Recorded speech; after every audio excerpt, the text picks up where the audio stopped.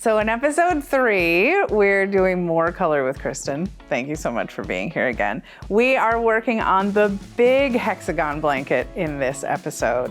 And that's, we've done the little hexagons, we've put them together into a couple of projects, but what if you just kind of get in a groove with that hexagon and you don't want to stop at round 3? Or you can just keep going. Kristin, I love this blanket so much with this giant hexagon in the middle, and I love the color progression. What was it? What inspired you to put all these colors together this way? I was thinking about actually a kid's blanket, and I was thinking how kids, they learn about the rainbow and how they are so fascinated by it. So I thought, how about if I think this has got 10 colors in it, and make a progression, a chromatic progression, and then keep repeating it, and it turns into some kind of almost pop art looking, and it's stunning, it's stunning, but you don't need to only do it in this rainbow progression. You can, I think you have kits.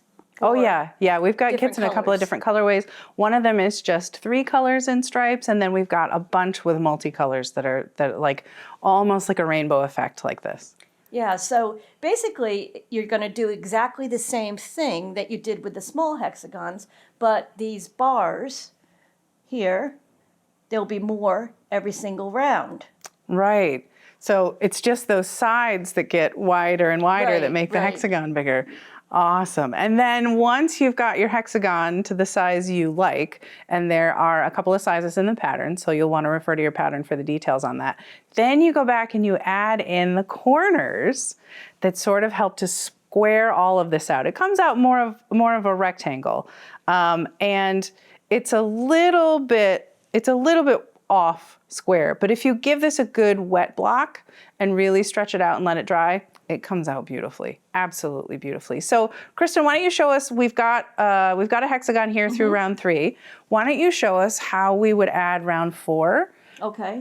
And that really helps to set the stage for the rounds that come afterwards. So, in the last episode, I used this blue aluminum crochet hook. Right, the hook from Boy. Right.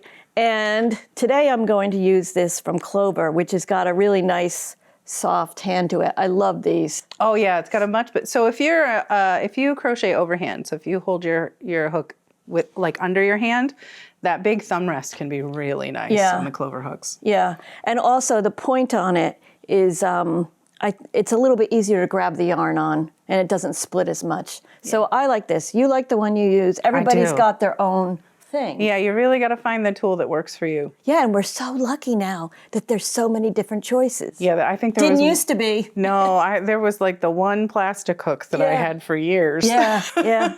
So I'm going to start, and we've got our 3 rounds that we did in the first 2 episodes. So now I'm going to join, and I'm going to do my 2. That's 1 and 2. I've got my tail here that I'm using, and then I can clip this off later. And I'm in the corner. So I'm going to do 1 double crochet. I'm going to chain 1. And now I'm going to do 2 double crochets. Yeah, then that completes that corner. That's the corner, yeah. And that stays the same through the whole project. Right, yeah.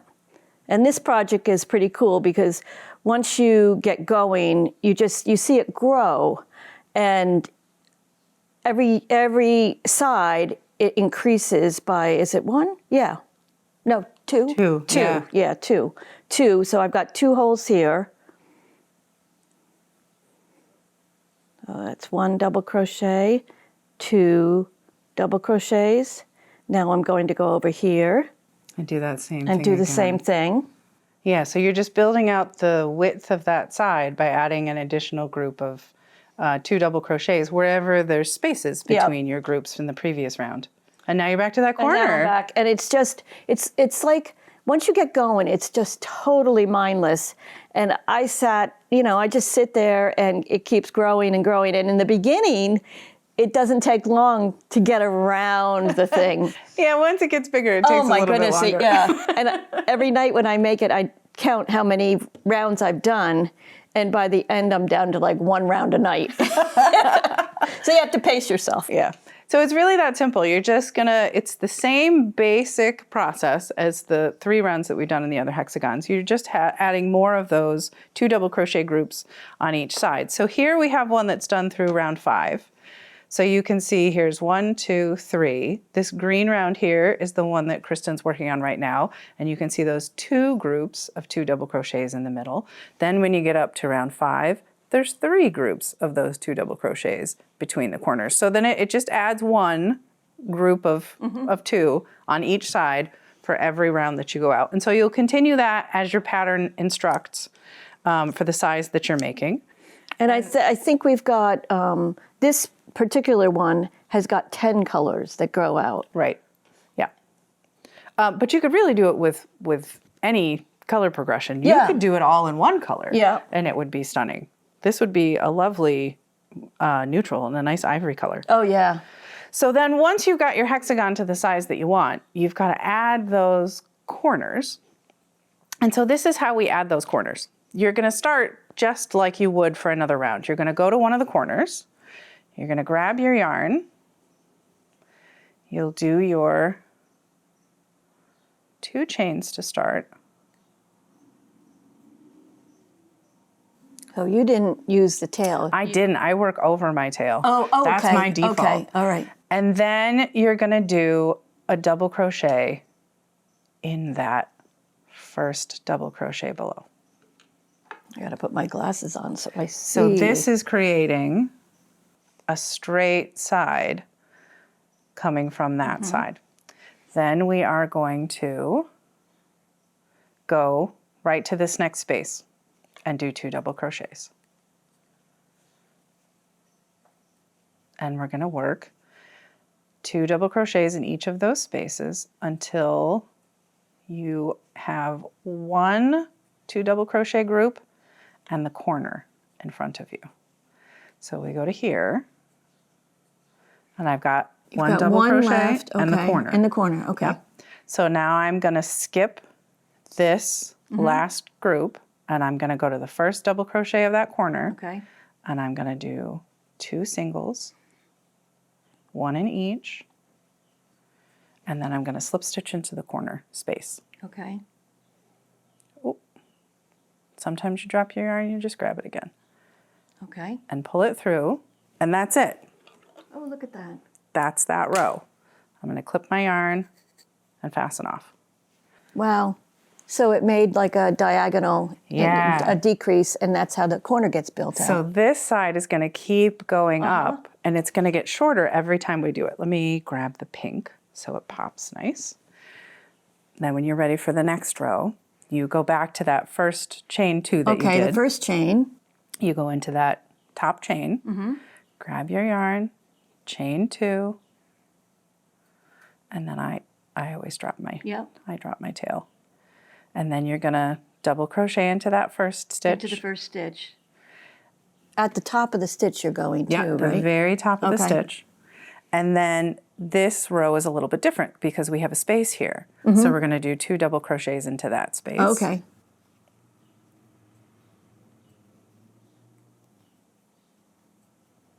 And then 1 more. Because for the successive rows after this, now your rows are going to be a lot longer. So you're going to be doing, That's for sure. 20 or 30 of these 2 double crochet groups. When you have 2 of them left on subsequent rows is when you stop. You skip this group, go to the last group of 2 double crochets, do your 2 singles, 1 in the top of each stitch, and then slip stitch to the single crochet that comes afterwards. And then that's it. Oh, and so you actually... You get shorter and shorter. Yeah, it gets shorter and shorter. Yes. Wow. That's so clever, isn't it? Yeah. And so you just keep going that way for the number of rows indicated in your pattern. It'll be different depending on how large the hexagon is that you made to begin. With this one, I would probably do 1 more, but then you have to go and do it on the other side. Oh. And it's a little bit different on the other side. Sort of opposite. Yes. So on the other side, we start by joining the yarn in the corner that we ended this side. With the slip stitch? No. So we we bring up the loop and we chain 1. Chain 1, okay. And then we skip the first double crochet. Okay. We go to the next double crochet and we do 2 singles. Okay. Then we skip this group of 2. Okay. And we do 2 double crochets in each of the spaces.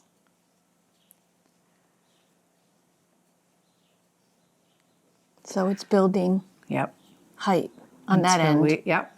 So until we get to the corner, and you do that last group of 2, and then these 2 double crochets, you're going to do a double crochet in the second one, and then a double crochet right into that chain 1 space. That big hole. Yep. And then that's it for that row. Wow. No, that's like magical, isn't it? Yeah, it's turning a hexagon into a square. Yeah. So then the second color, you're actually going to join to that second single crochet that you did.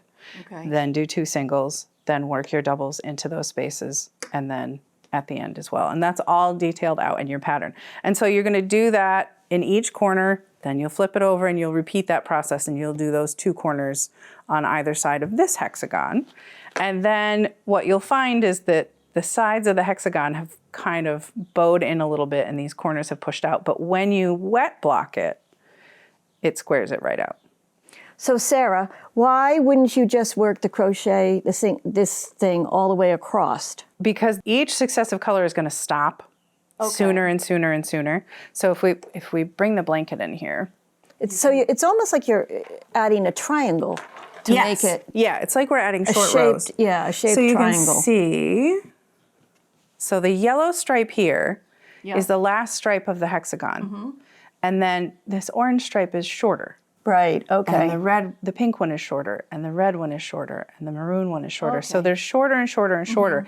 If I were to go across with the orange and then go across the point of the hexagon, this point would continue to build up. Even if we slip stitched across, the point would continue to build up, and we'd never get a straight edge. You would never get the straight edge. No, you'd never get it. Okay. So that's why it's like a short row. It's a short row. Yeah, we stop before we get to the end.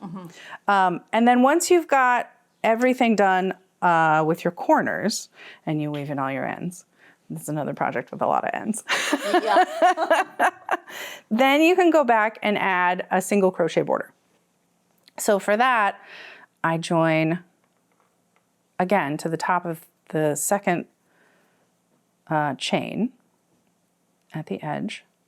And then I don't work with the tail when I do this first chain because it feels bulky in single crochet. Yeah.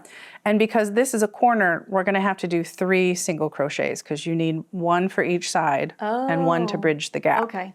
So whenever you're doing a corner or you're trying to go around a corner in single crochet, you need 3. And that's, I'm just going to tug my tail a little bit. So I'm going to do 3 all into that same stitch. It gets a little tight, but it works. And then you're just going to work 1 single crochet in each stitch across. Don't miss this double crochet here. It looks like you've already worked into it, but you haven't. The top of it is right there. Oh yeah, Sometimes you gotta pick it up. Yep, sometimes you got to wiggle your way through. After that, it's pretty simple. And I'm going to lay my tail across the top and just work over it. That doesn't mean I won't weave it in later, but this helps to lock it in place for a few stitches. So it's just 1 single crochet in the top of every stitch. When you get over to here, where it moved into single crochet stitches, and here I'll move my tail out of the way. Again, 1 single crochet in each stitch. This was where we did the slip stitch, so you still work into there. And then that slip stitch was in this little green stitch down here. This is part of what is helpful with the stripes on this is that you can really see where the stitches in the rows below were. So I know that I've just worked into the top of that pink stitch, which was in the top of that green stitch. So now I can go over to this next green stitch. Oh, okay. And that helps to keep that nice slope. Okay. Yep. And then you can weave your ends in before you do this. We didn't do that here because we're filming. So I'll tuck those out of the way. Now I've got, this was the slip stitch at the end there. Oh, that's where the next corner went. Right. And so this is, I'm not going to get in there this way. So it's always good to remember that your hook is a hook, and you can turn it over and grab the yarn and roll your hook underneath those stitches, and then do your single crochet there. And so you're just going to work your way across all of your stitches until you get to the other corner. Oh, I missed the top of the stitch there. Just a few more. Now again, you'll have a lot more stitches along this side because your piece will be much bigger than just 5 rows. Until we get to the corner. A little more yarn. So now we're at this last stitch. We're going to need to go around the corner. So we've got to do 3 single crochets in the top of that stitch. 1 for the top, 1 to turn the corner, 1 for the side, and now we're along this side. And you're going to have a whole bunch of rows where you're looking at the ends of stitches instead of the tops of stitches. And so remember, these are double crochet. You want to work 2 single crochet stitches into each one of those doubles. So it doesn't really matter where you put it because there's no perfect place because it's not the tops of your stitches. I just work through the body of the stitch. I try to make sure that there are 2 strands of yarn over my hook every time I work into a stitch. Let's see, wiggle, wiggle, wiggle.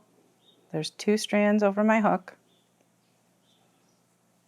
And you'll have, again, you'll have a bunch of rows to go through, but then you'll get back to the side of your hexagon and you'll have the tops of stitches that you can work in. So you're just gonna work your single crochet. Look how straight that, I mean, what a nice corner you made. Yeah, all the way around. That squares it all out, finishes it off. Then you're gonna wanna block it. And we mentioned you wanna wet block this one. So the fiber content of this yarn is just wonderful, the Ultra Alpaca from Barocco. It's 50% merino and 50% alpaca.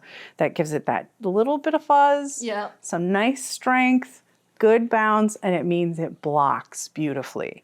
So warm water, a little bit of eucalyptus or soak or other wool wash, let it soak for 15, 30 minutes, room temperature, squeeze it out, roll it out, don't wring it. I usually fold mine over into the smallest packet I can get it in my blocking bowl, and then I squeeze it as I pick it out.